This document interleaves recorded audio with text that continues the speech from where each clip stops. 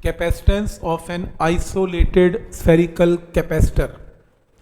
एक मेटल का बना हुआ स्फेयर ले लें, ये स्फेयर, अंदर मेटल ही मेटल है, भरा हुआ है, कंडक्टर है, और इसके ऊपर चार्ज दें। कितना चार्ज दें? क्यू। वो क्यू चार्ज ऑटोमेटिकली इस मेटल की सरफेस के ऊपर डिस्ट्रीब्यूट हो गया। तो किसी ने कहा ये स्फेयर है, इसको तुमने चार्ज दिया, चार्ज हवा में तो उड़ेगा नहीं, चार्ज ये स्टोर करके बैठा हुआ है, और जो मेटल का सरफेस चार्ज को स्टोर करे उसे क्या बोलते हैं? कैपेसिटर। तो ये स्फेयर क्या एक्ट कर रहा है? Like a capacitor. इसकी कैपेसिटी निकालो। कैपेसिटी का फॉर्मूला हमने किया Q अपॉन V। इसकी सरफेस पे चार्ज कितना है? Q। स्फेयर की सरफेस पे V का फॉर्मूला क्या है? 1/4 pi epsilon not Q by R। तुम इस V को उठा के डिनोमिनेटर में पुट कर दो, चार्ज से चार्ज कैंसल, ये न्यूमिनेटर में गया, answer 4 pi epsilon not R। Formula note करो, लिख लेना।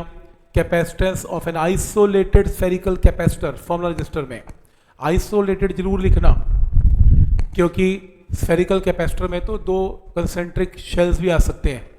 आइसोलेटेड का मतलब सिंगल स्फेयर। तो अगर आपके पास एक सिंगल स्फेयर है और उसके ऊपर क्यू चार्ज है, तो उसकी कैपेसिटी क्या होगी? 4 पाई एप्सिलॉन नॉट R। तो इसका मतलब अगर तुम एक बड़ा स्फेयर लो जिसका रेडियस बड़ा, तो उसकी कैपेसिटी भी ज़्यादा। रेडियस डबल करोगे, कैपेसिटी भी डबल। छोटा स्फेयर छोटा चार्ज स्टोर करेगा, बड़ा स्फेयर बड़ा चार्ज स्टोर करेगा। क्या ये पॉइंट यहाँ तक क्लियर है? तो कैपेसिटेंस किस पे डिपेंड कर रही है? रेडियस पे।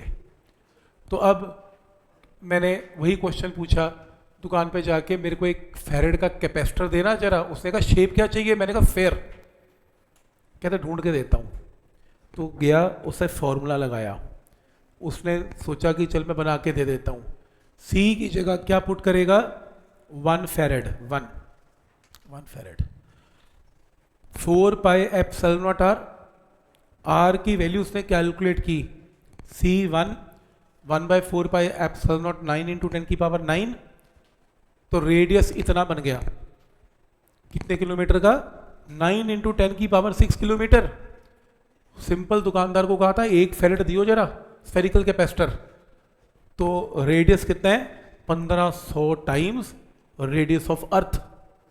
तो एक फेरेड को अगर तुम स्फेयर पे स्टोर करने की कोशिश करोगे, मतलब एक फेरेड कैपेसिटर लोगे स्फेयर की फॉर्म में, तो इतना बड़ा स्फेयर बनेगा, दुनिया में एग्जिस्ट कौन कर है ही नहीं, करेगा ही नहीं। तो एक फेरेड स्फेरिकल कैपेसिटर बहुत बड़ी अमाउंट है। ये तो बात समझ में आ गई होगी। तो ये नहीं मिलने वाला, कहीं मार्केट में जाओ स्फेरिकल कैपेसिटर देना नहीं मिलेगा।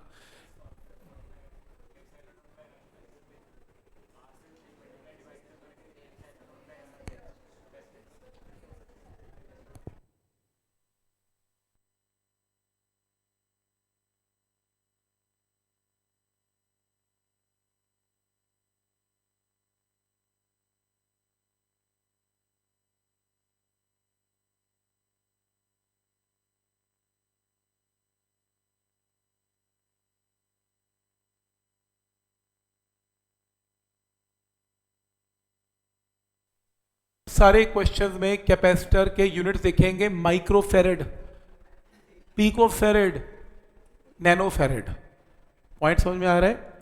तो ये दो क्वेश्चन एनसीईआरटी के बहुत फेमस क्वेश्चंस हैं, बहुत बार रिपीट होते हैं, तो जानबूझ के यहाँ लिखे गए हैं, इसे इंपॉर्टेंट मार्क कर लेना प्लीज, फॉर सीबीएसई। नीट में भी बहुत बार आते हैं।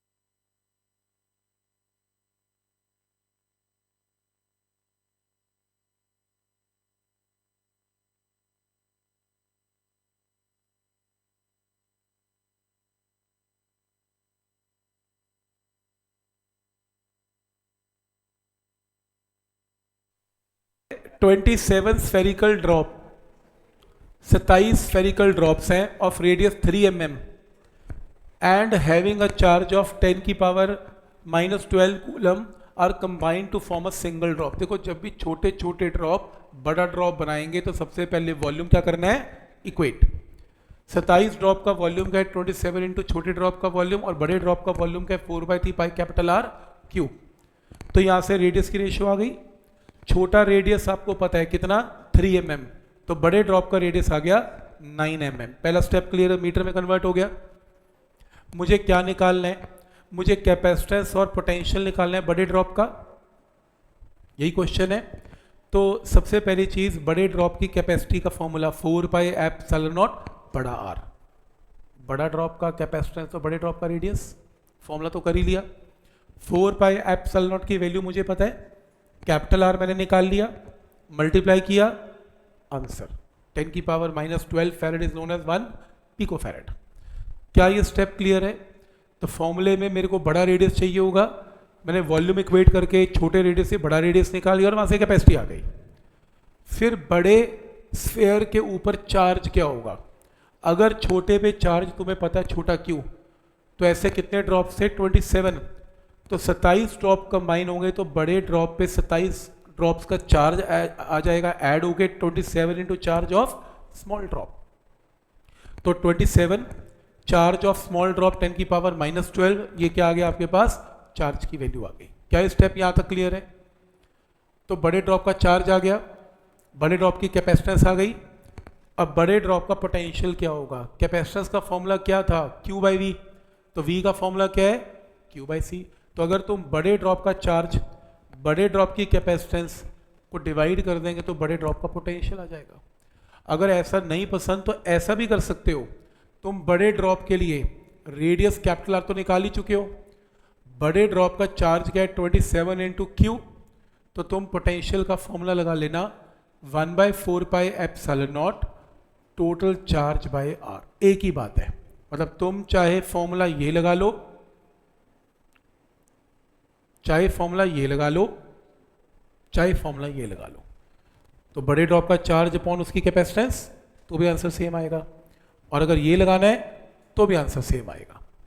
स्टेप समझ में आ रहा है यहाँ तक? क्योंकि स्फेयर है, स्फेयर का V का फॉर्मूला सबको आता ही है, तो चाहे तो ऐसे लगा लो 27Q/R, या फिर मैंने बता दिया जो भी टोटल चार्ज है अपॉन उसकी टोटल कैपेसिटेंस, एक ही बात है।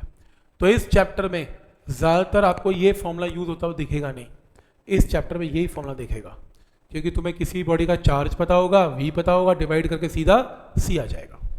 क्या ये स्टेप समझ में आ रहा है यहाँ तक, C = Q/V या V = Q/C? कोई डाउट इसमें? आता है, पेपर में आता है ये क्वेश्चन, बहुत आते हैं ऐसे सिंपल क्वेश्चन। ये नहीं आएगा तो फिर ये आएगा। फिर से एक बार, n ड्रॉप्स ऑफ मरकरी, बहुत बार नीट में ऐसे क्वेश्चन और आपके मेंस में भी ऐसे क्वेश्चन हैं और CBSE में तो है ही हैं। तो n drops of mercury of equal radii and possessing equal charges combine to form a big drop. छोटे छोटे n ड्रॉप बड़ा ड्रॉप बनते हैं, तो वॉल्यूम को तो इक्वेट करूंगा ही करूंगा। नेक्स्ट है compare charge, capacitance, potential of big drop as compare to small drop. Ratio निकालो चार्ज की, पोटेंशियल की, कैपेसिटेंस की। तो रूल नंबर 1, सबसे पहले छोटे छोटे ड्रॉप्स बड़ा ड्रॉप बन गए। छोटे छोटे ड्रॉप्स कितने, Q, बड़ा ड्रॉप पे चार्ज क्या हो गया, N इंटू क्यू। ये स्टेप क्लियर है। छोटे का रेडियस R तो बड़े का कैपिटल R। छोटे की कैपेसिटेंस 4πε0 छोटा r, छोटे का पोटेंशियल 1/4πε0 Q डिवाइडेड बाय छोटा r। दोनों इक्वेशंस क्लियर। अब अगर बड़े की बात करते हो, बड़े का रेडियस हमें नहीं पता, कितने ड्रॉप्स हैं, n इंटू सभी ड्रॉप्स का वॉल्यूम इस बड़े ड्रॉप का वॉल्यूम। Step clear. सॉल्व करके कैपिटल R की value in terms of small r clear, capital R की वैल्यू आ गई। नेक्स्ट है, अब बड़े ड्रॉप का चार्ज क्या होगा, n टाइम्स छोटे ड्रॉप का charge, Q plus Q plus Q plus Q। बड़ा जो ड्रॉप है उसका चार्ज क्या हो जाएगा, Q plus Q, n times यानी कि n इंटू Q।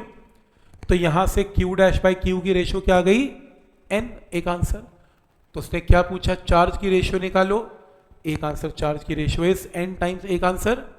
दूसरा कैपेसिटेंस की रेशियो निकालो, छोटे ड्रॉप की कैपेसिटेंस कितनी है, 4 पाई एप्सिलॉन नॉट छोटा r। बड़े ड्रॉप की कैपेसिटेंस क्या होगी, 4 पाई एप्सिलॉन नॉट बड़ा r। पर बड़ा r किसके इक्वल है, n की पावर 1/3 इंटू छोटा r। बड़े ड्रॉप का रेडियस वॉल्यूम से निकाल लिया था ना, इक्वेट करके पुट कर दिया। बड़े ड्रॉप की कैपेसिटेंस आ गई, छोटे ड्रॉप की ये कैपेसिटेंस है, इसको इससे डिवाइड कर लो, आंसर नंबर 2। तो दोनों की कैपेसिटेंस की रेशियो आ गई। क्या स्टेप यहां तक क्लियर है?